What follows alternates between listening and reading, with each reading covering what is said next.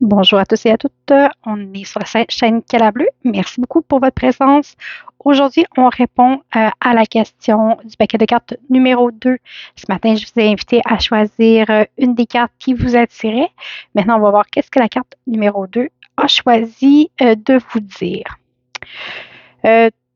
J'en profite pour vous remercier pour les abonnements, les likes, les partages. C'est toujours très apprécié. Alors voilà.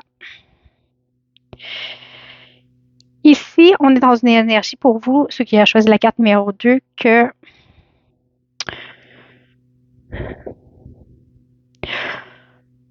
vous êtes dans une phase où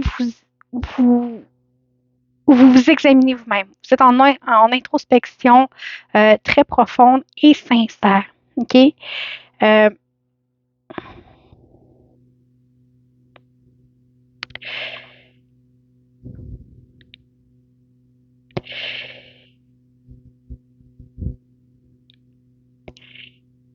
C'est drôle parce que dans l'autre tirage, je parlais de se sentir tiré par des ficelles, puis là, j'ai la carte d'un pantin.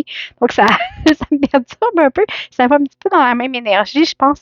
Mais ici, vous êtes vraiment en introspection. Okay? Vous n'êtes pas tout à fait là dans. Même si c'est un petit peu la même énergie, c'est un petit peu différent. C'est vraiment. Vous avez besoin de vous regarder dans le blanc des yeux, sincèrement. OK? D'avoir. De voir clair dans tout ça. Ici, on a l'impression qu'on s'est fait utiliser, okay? Qu'on a joué peut-être un rôle, une comédie ou que quelqu'un s'est servi de nous comme un pantin, vraiment. Ok, j'ai pas d'autre mot que la carte. La carte est très forte.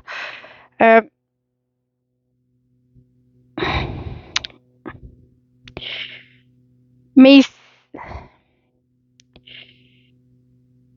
vous n'êtes pas à l'étape de la compréhension. Vous n'êtes pas à l'étape non plus de la guérison. Vous êtes encore dans le pourquoi, mais qu'est-ce que j'ai fait, mais peut-être un petit peu la suranalyse de tout ce qui s'est passé, à ressasser sans cesse chaque petit détail, chaque petit geste qui ont été posés, chaque petite décision, pour voir jusqu'à quel point, bon, c'était manipulé, c'était vrai, c'était sincère. Bon, on dirait que vous êtes comme dans cette énergie-là un petit peu. Ici, le conseil, c'est drôle parce que c'est la compréhension. Pour avancer, vous devez comprendre que l'introspection que vous faites pour avancer ne doit pas être dans le ressassement perpétuel. Puis quand vous allez comprendre ou arriver à prendre peut-être de la distance par rapport aux événements, à vos pensées, vous allez vous sentir plus libre. Parce que là, présentement, tant que vous êtes dans le ressassement, l'analyse, la suranalyse, c'est comme si vous vous gardiez en cage vous-même. OK?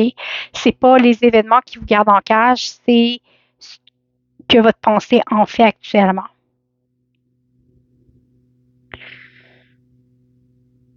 Le conseil,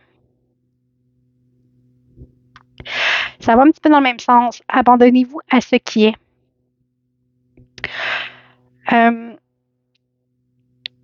Naviguez avec ce qui est.